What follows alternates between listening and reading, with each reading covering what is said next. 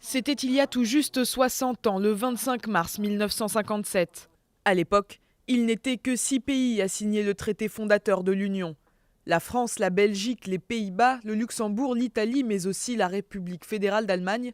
Tous souhaitaient une coopération plus étroite entre les peuples européens après les ravages causés par la Seconde Guerre mondiale. La liste des pays membres de l'Union européenne n'a cessé de s'allonger au fil des ans jusqu'à atteindre le chiffre de 28. Mais aujourd'hui, c'est une Europe en pleine tempête qui célèbre son 60e anniversaire. Elle fait notamment face à la sortie de la Grande-Bretagne et à la montée du populisme. Si l'Europe reste telle qu'elle est, notre avenir sera loin d'être sûr. Cela l'amènerait vers une mort longue et douloureuse. Le pape François recevait vendredi au Vatican les dirigeants européens. Il n'a pas hésité à les mettre en garde sur le chemin suivi par l'Europe et a appelé à plus de solidarité, notamment envers les migrants.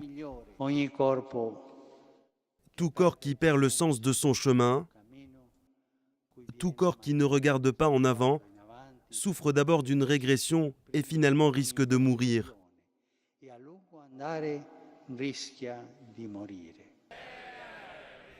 Alors que l'Union européenne célèbre sa 60e année d'existence, l'un de ses membres les plus importants, la Grande-Bretagne, va entamer les négociations pour sa sortie. Londres activera mercredi prochain l'article 50 du traité de Lisbonne, enclenchant ainsi la procédure du Brexit.